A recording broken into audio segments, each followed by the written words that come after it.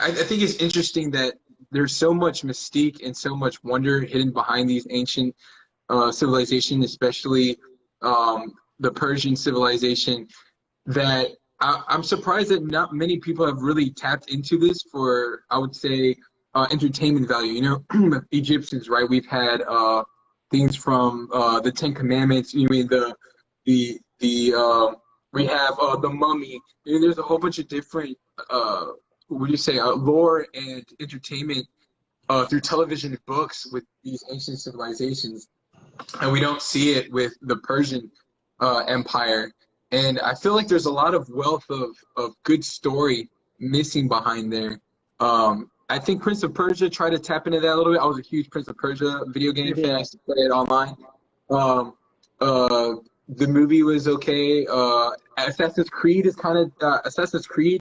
Whoever their writing team is phenomenal. They're always tapping into ancient cultures and civilizations. But I feel like there's a wealth of story and knowledge to tap into there for entertainment. And I'm not saying to exploit it, but most stories are inspired by old stories and events.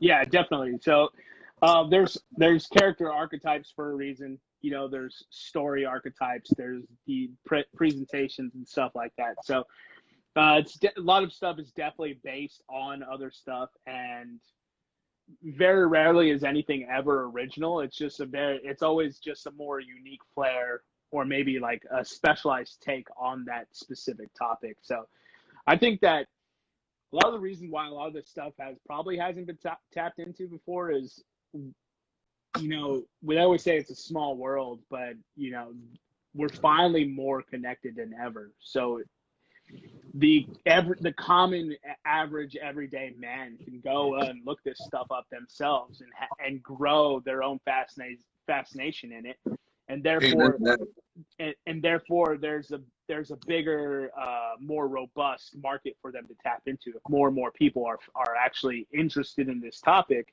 and they know people are interested in this topic, then they'll actually invest into pursuing that kind of stuff.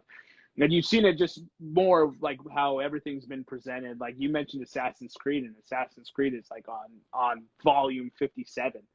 Yeah. And they've done sailing American ships. They've done Egypt itself. The new one that's coming out is Norse mythology, and you had everything from in between that you could think of. And so the more that information is put out like that and it gets people's curiosity piqued, is the more you'll see these, you know, the inception of these ideas introduced to more modern culture.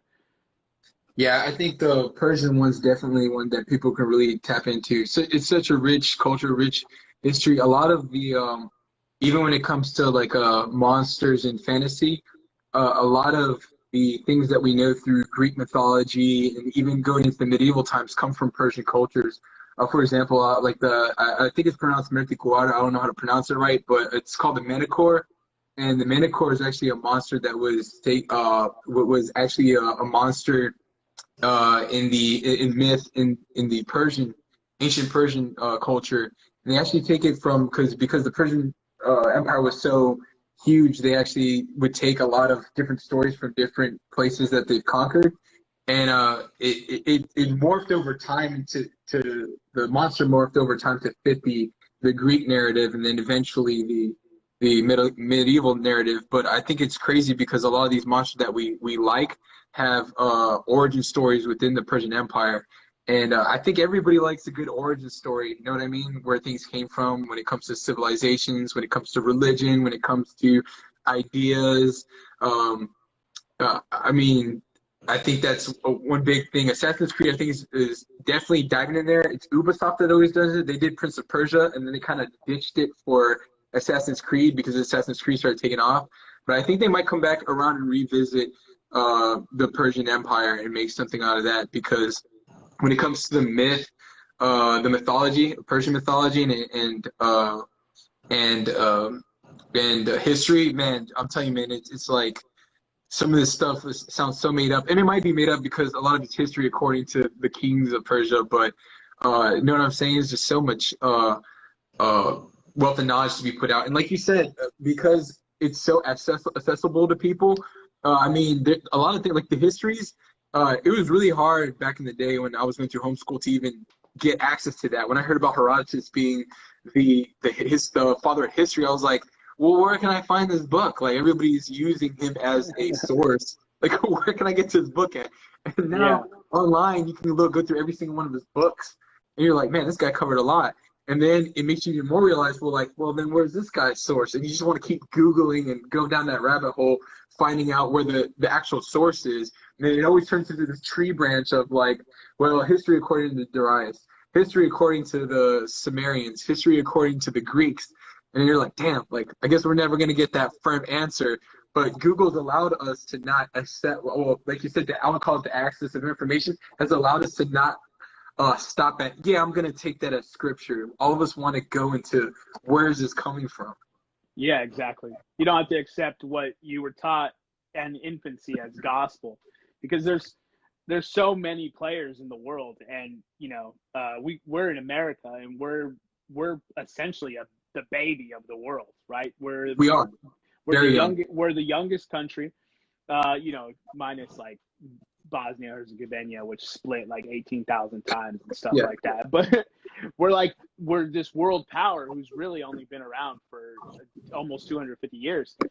And so because of that, that's why we still lash out in our infancy. We don't have as much profound tact to handle world situations.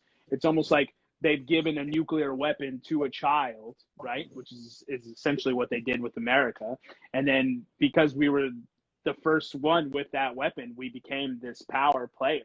And then we had access to both oceans, and from there it was a wrap. And we've been able to establish ourselves as a power player, but we're not where the cradle of life started.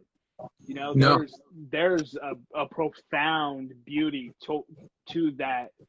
It's ravaged because of the thousands of years of war and conflict and civilization growing, and so you have the torn down structures, you have the Holy Land, you have these places with these profound energies that just speak to people differently. And that isn't explored in America. We're taught American history. We're taught, European history, because that's where most American ancestors come from. So you never really get to delve into these lores, right? And these civilizations that treated magic as this real thing, and magic can sometimes be explained as it's just science that hasn't been figured out yet. That's what a lot of magic can be. It's just something that science hasn't explained. And then there's the truly magical of it, with the different dimensions and the spirituality and the unexplained that science will probably never be into tap into unless we're talking about dimensions. But a lot of that stuff is where man stems from. And that's why telling this story and telling it accurately and having all the people that we know involved is super essential, because it presents an alternative, and an alternative should always be presented, whether it's correct or not. That's interesting too, because with this story, it's like even I don't think I have all the facts straight. I purposely made this a fantasy for that specific reason, because there's so much I want to do to honor ancient Persian history, because it's so rich, and I think it doesn't really have to be altered that much to make it entertaining, like I said before. But at the same time, it's like I can only dig so deep for sources, and like you said, I have to bring people on board. I got my Persian confidants that I talk to when it comes to like, hey man, like where is this from? Where is this coming? What's this name mean? Things like that, little things of like, hey, what is the history that you've been told? And it takes a lot of digging to get it right. We look at Hollywood sometimes, and I don't know, like if you ever experienced that, like with your culture just being Hispanic, sometimes people will do something with like a Hispanic kind of background. You're like, I kind of missed the mark a little bit. And sometimes you feel like, man, all they had to do was just like one small Google away, and they could have nailed that. People would have been like, they got it. You know what I mean? And I really want that with this, but at the same time, it's fantasy. And I'm going to do my best to, we're going to do our best to give it the most, put Persian history, ancient Persian history out there in the front. I honestly think I think even a lot of Persians will be like they kind of know that history, but when we put it out with certain details, people are like, I want to know what really went down during that time because these are real names, these are real people, these are somewhat kind of real events. So I'm trying to burst something out of this. From something that it's almost real, but then kind of making my own conspiracy theory because everybody loves conspiracy theory, and I think a lot of when I watch a lot of these documentaries when it comes to the ancient Persian history on History Channel on Timeline, it's funny because they like making their own conspiracy theories. It's like maybe they get that they're the archaeologists like here's my chance to throw out my theory and hopefully that sparks interest in somebody that's watching this documentary. And that's what I want to do with this comic. I really want people to read it and be like, man, was the history really like that? And they're like, okay, I see that the real person was really this way and that way. But that's an interesting take. And that's really what I want to do. I kind of want to shake that